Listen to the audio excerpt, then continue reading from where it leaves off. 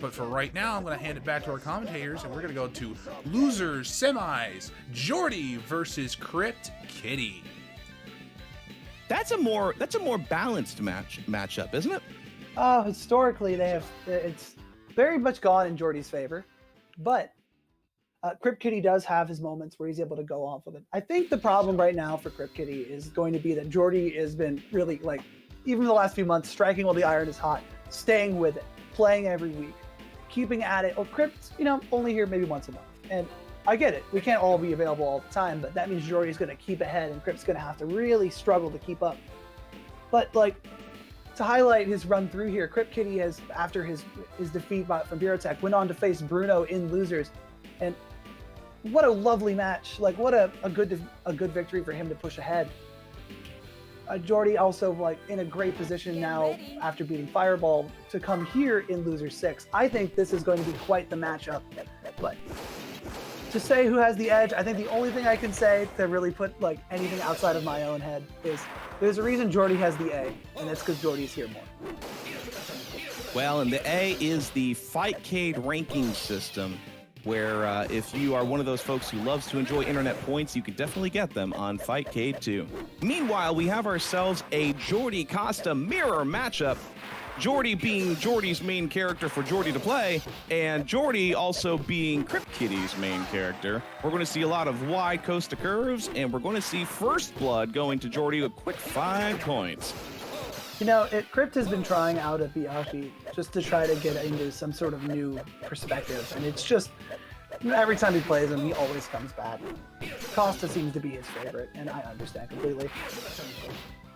And but it's fun to compare these two players as they play the same characters, but they play them in very different lines. Geordi is very in the back a lot of the times. You can see him not really challenging the offense through a lot of the game, but you can see Crypt moves in and out and weaves in or out. One of the things you can notice a lot from playing Crypt is he plays this sort of, there's always this bubble, and he very much is respecting it. You can see him move back as his opponent is forced forward, and as his opponent is forced back, he moves in about the same space. That space never really shifts out, and it gives Crypt enough time to react to things at most points. But unfortunately, that's still not really giving him the edge here. And with only 5 seconds remaining, this is 13. Oh, well, yeah, no, first set goes entirely to Geordi. 5, 5, and 3. That's all you need in order to win at the Windjammers. Put the win in Windjammers. That's what the sentence is.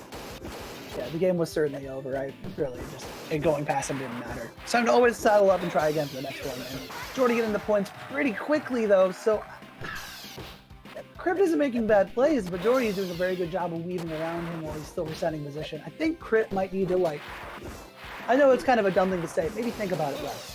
Just let things happen naturally instead of worrying so much about this very meticulous positioning that he's working on. Ultra Instinct CryptKiddie is what you're telling me. DLC CryptKiddie. Just chill, man. You just gotta relax. Let the things come naturally to you. Remember to not second guess yourself. Oh, that is the nasty shutout. 16 points being the most you can get in this game. And Geordi did it without CryptKiddie scoring once. Once again, Crypt doesn't change. Do we have any players in the Windjammers community that, if they lose the first match, have a secondary character to change to? Some of our middle players have good secondaries, but it seems like a lot of characters like the one trick, and that I can understand completely because, well, if you feel the most comfortable with something, you might as well stick with it. It's hard to really push on with another option and go ahead. Yeah, Fireball might play Gary at the start because of the force beach position. Southpaw Rock will sometimes play Miller instead. I don't know if that Southpaw Rock thing's really the same though. It's more of he'll choose one or the other.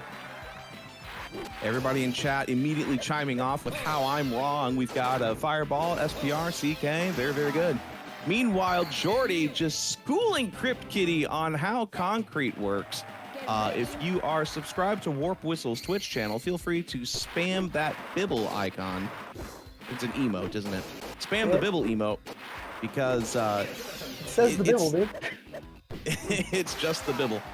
But Geordi's using those bumpers to his advantage, catching CryptKiddie off guard. and shut him down the first set. But I'm hoping that CryptKiddie can put up more of a fight. Now, and I hate to say that out loud, but it's one of those where Geordi's just been playing CryptKiddie like piano and just identifying whenever he's out of position and scoring when he does. Oh, right at the edge of the bumper. That was cheeky. That was cheeky. I love it. Do it again. Do it again for me, CryptKiddie. Into the air. No charge. Goes for the curve. Denied. Costa curves. Oh, no, but the supersonic Costa curve plus the bumper interaction, it's enough to take anybody off guard. You can see Geordi immediately when CryptKiddie's serving, just dashing ahead and getting out for position. Concrete kind of funnels everything in only a couple of spots, so he's able to react to anything up in the net pretty easily. It's really given him the edge through a lot of this game because he's getting a lot better shots in a lot closer position. CryptKiddie flipping the dynamic there, but unfortunately he spent too much time walking back to center that he wasn't able to catch that disc, and in the end, that's going to be his downfall in that game. So Geordi moves forward. And CryptKiddie is, he found the parking lot. It's right there.